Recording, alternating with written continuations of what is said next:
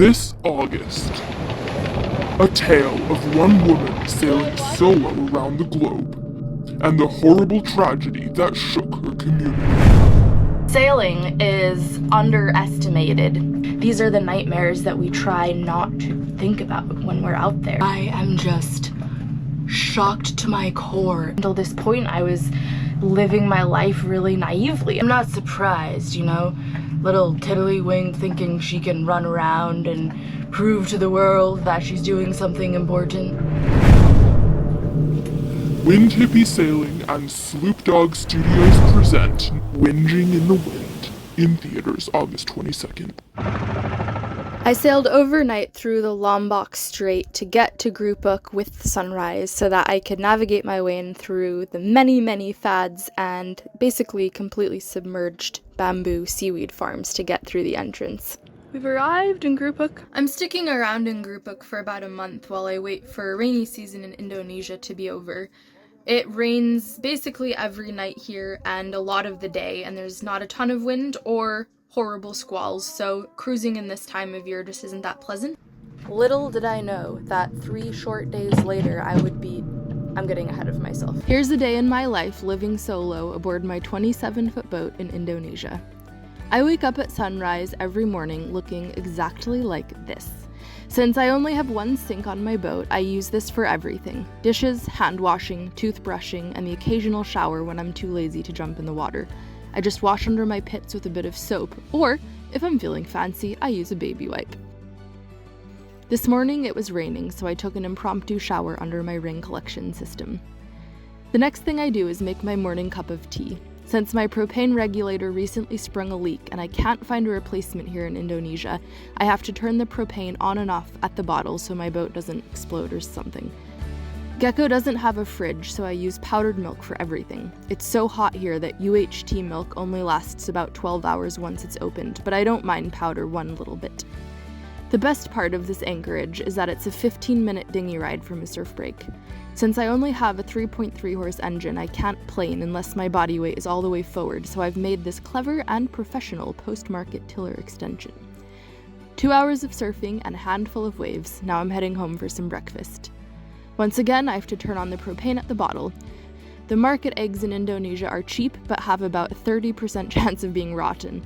The grocery store eggs are twice the price, about $3 a dozen, but they're guaranteed to be fresh, so I get these whenever I can. Eggs don't have to be refrigerated, and they're my main source of protein on board.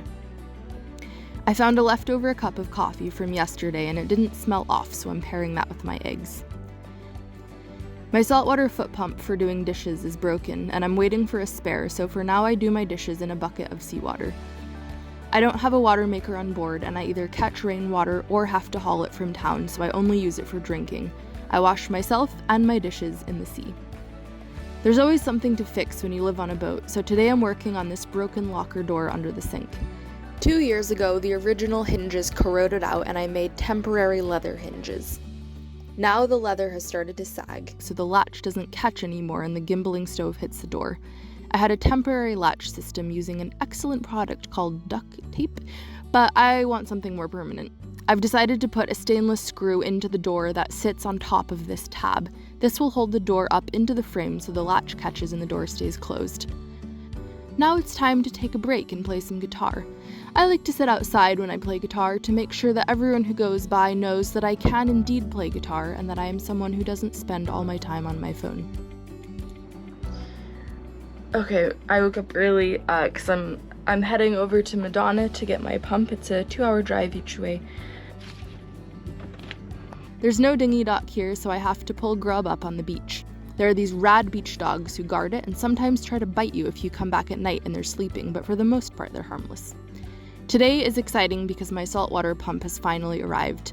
It's a 4-hour round-trip drive to get it, so I've rented a dirt bike to make it more exciting. They'll rent anything to you here if you're confident enough, and there are a bunch of fun dirt trails to explore.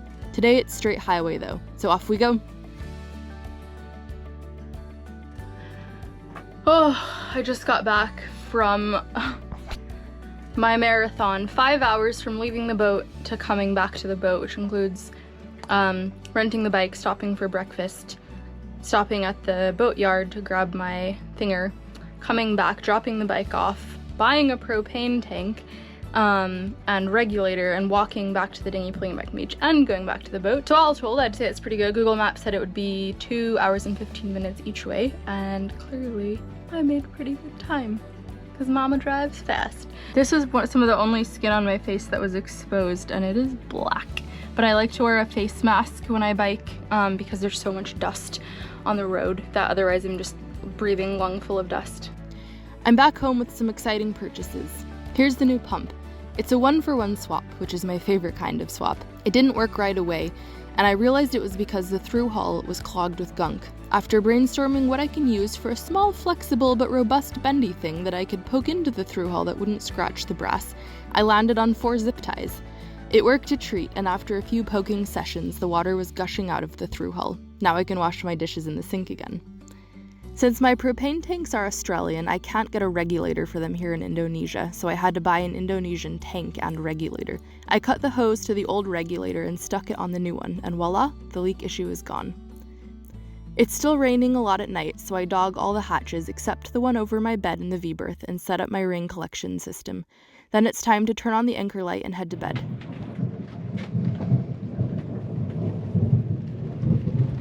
It started out as just an average rainy day in Indonesia during the wet season.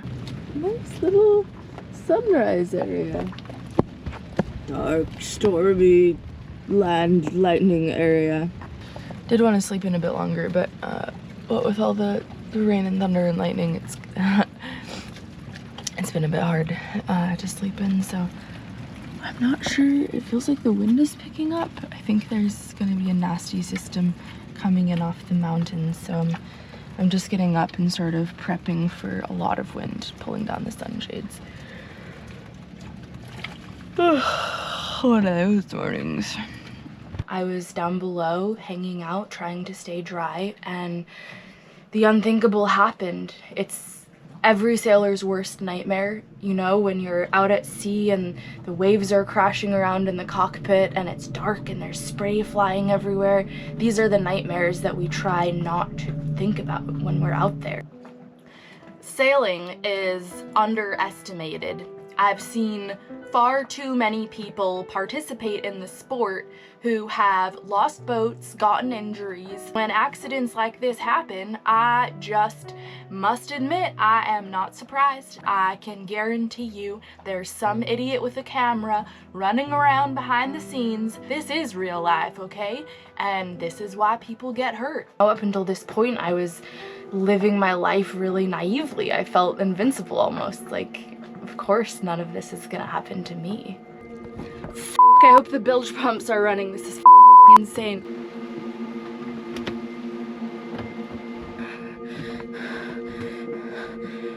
I just found a huge leak in the bottom of my boat under the bilge. I just had this feeling that there was something that was wrong, and I'm so in tune with my boat after all the sailing that I've done, and I just felt like I had to lift up the floorboards, and so I did, and there was just I'm shaking. Look at me, I'm shaking. This is insane.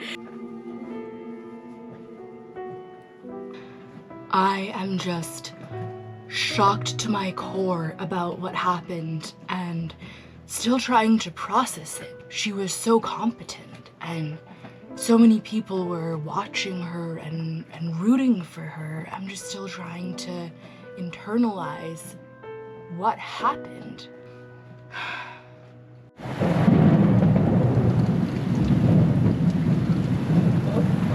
Holy shit! Wow. This is wild. Here comes the kettle.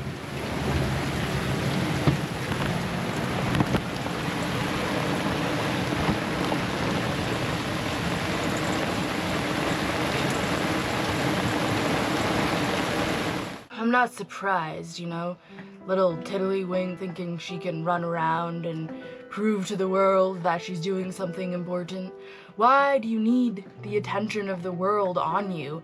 Why can't you just do it yourself without documenting everything you do? You don't need the attention of everyone watching you and cheering you on to justify what you're doing.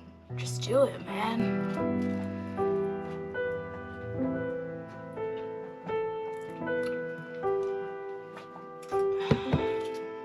You know, maybe that's where she went wrong. If she hadn't spent so much time behind the camera, filming everything she was doing, pandering to the people, her head might have been in the right space. She might have actually made the right decision. I've sailed halfway around the world. I've battled currents, storms, squalls, over a month at sea, days and days of solo passaging, and nothing really prepared me for the way that this was going to make me feel. This is something that I have never encountered before, and man, it messed with my mind. Holly was a vivacious girl, you know? She had the energy, she had the charisma behind the camera, and she pushed her limits in a way that worked and made people connect with her. But looking back on it, maybe she pushed her limits a little too far. You need to stop. I just can't.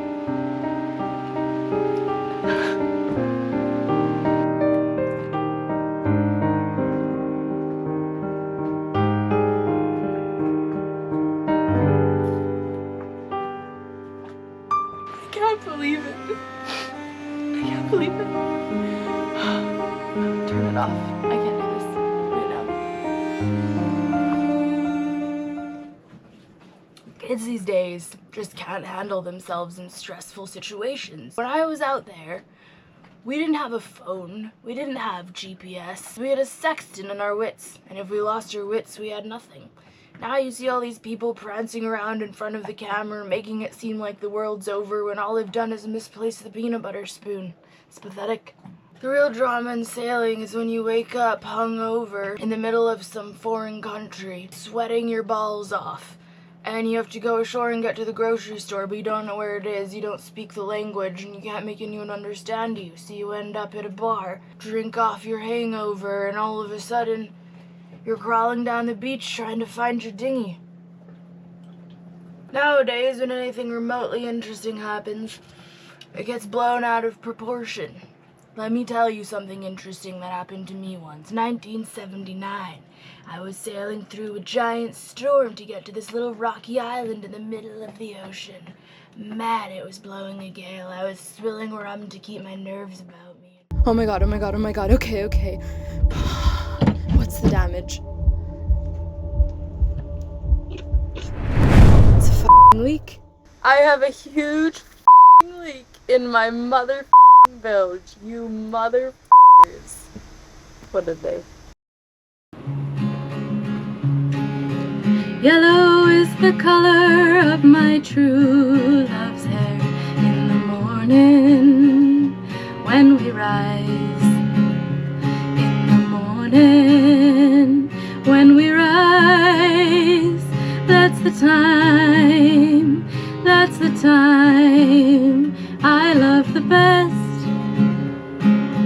Blue's the color of the sky in the morning when we rise.